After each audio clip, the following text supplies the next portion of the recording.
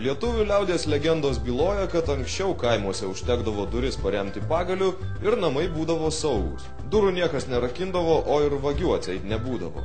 Tačiau laikai keičiasi, plėšikų vis daugėja, o žmonės saugodami savo turtą durų pagaliais neberamsto. Nesvarbu kokios durys, dažnai jas įstatoma ne viena, bet kelios milžiniškos spynos. Remiantis Vilniaus miesto vyriausiojo policijos komisariato duomenimis, net 65% būtų vagysčių siejamos su spynomis, kurios buvo išlaužtos, pragręžtos arba tiesiog atrakintos pritaikius rakto kopiją.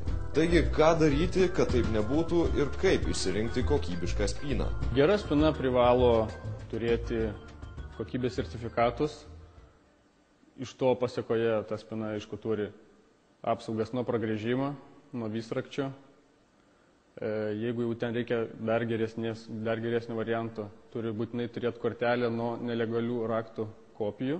Turi būti visų pirma mechanizmas, geras mechanizmas, kokybiškai surinktas, kad jūs neturėtumėt po kažkiek laiko kažkokią problemą. Ponas Jakovas yra profesionalus įsilaužėlis. Kitaip tariant, jis padeda į butą ar namą patekti raktus pametusiems šeimininkams. Buvo mano praktikoje seifai, kurie aš atidarinėjau porą dienų. Labai didelė apsauga stovėjo, stora, iš kieto metalo. Kad prasigręžti vieną skylutę, reikia buvo 7 valandas gręžti. Kartu su Jakovu tikrinsime 2 spynų kokybę. Pirmoji pagaminta Kinijoje, antroji europiečių gamybos. Spynas kankinsime visrakčiais ir, jeigu prireiks, metalo grąžtu. Pirmasis išbandymas tenka kinų spynai. Bandom su pirmu metodu. Reiškia su visraktim. Čia galima atrakinti tyliai ir gražiai. Ir pats šeimininkas nežinos, kad vagiai būtų galėjo įlysti tenai papulti į vidų. Kol įsilaužėlis bando Kinijoje pagaminto užrakto kokybę, spynų specialistas Andrius Pikelis patars, kaip išsirinkti kokybišką ir patikimą spyną. Aš manau, kad kiekvienas žmogus pirmiausia turi būti smalsus ir tai, kai kalba eina apie jo, reiškia jo šeimos narių saugumą, apie jo turto saugumą, jis turi tikrai labai daug išsiklausinėti, labai susipažinti su informacija ir rinktis tik tai patikimą, užtikrintą produktą, tik tai kokybišką produktą ir tik tai saugias spynas į saugias duris.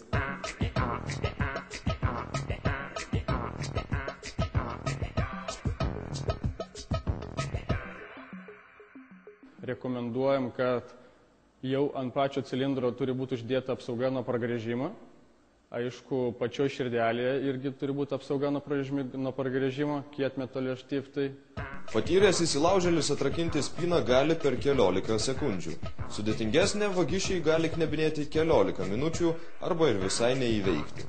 Šiaip išlaužti spyną galima plaktuku arba santechninėmis replėmis, tačiau šįsyk matyt to neprireiks.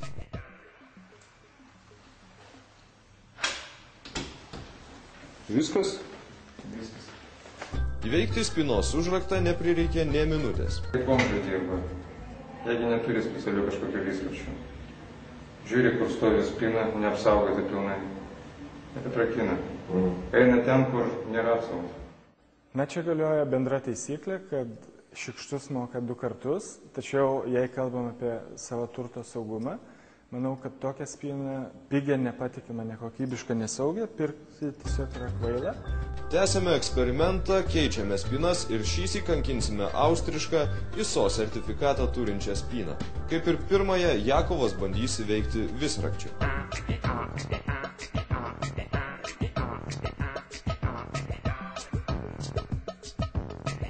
Gana dažnai vagystė įvyksta padarius nelegalią rakto kopiją.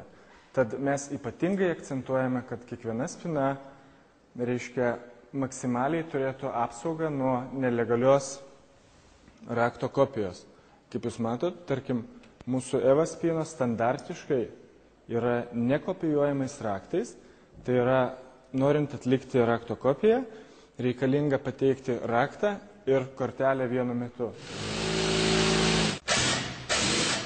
Deja, visrakčio kutenimui austriška spyna nepasiduoda, todėl įsilaužėlis griebėsi grąžto. Nekokybiško metalo spyna kapituliuotų per 15 sekundžių. 2 skirtingo rakinimo, reiškia, tipų spynos, jos garantuoja maksimalią apsaugą, kadangi vagis galimai labiau bus pasirengęs veikti vieną spyną, tad galbūt mažiau galės veikti kitą. Deja, šįsyk sensacijos nebus. Kokybė kalba pati už save, todėl spyna, atšipinusi grąžtų į dantis, išlaiko išbandymus ir išsaugo šeimininko turtą. Vagys prie tokios spynos verktų kaip maži vaikai, sako Jakovas ir pabaigai siūlo moralą. Žinot ką, reikia turėti nors vieną spyną, bet gerą kokybišką.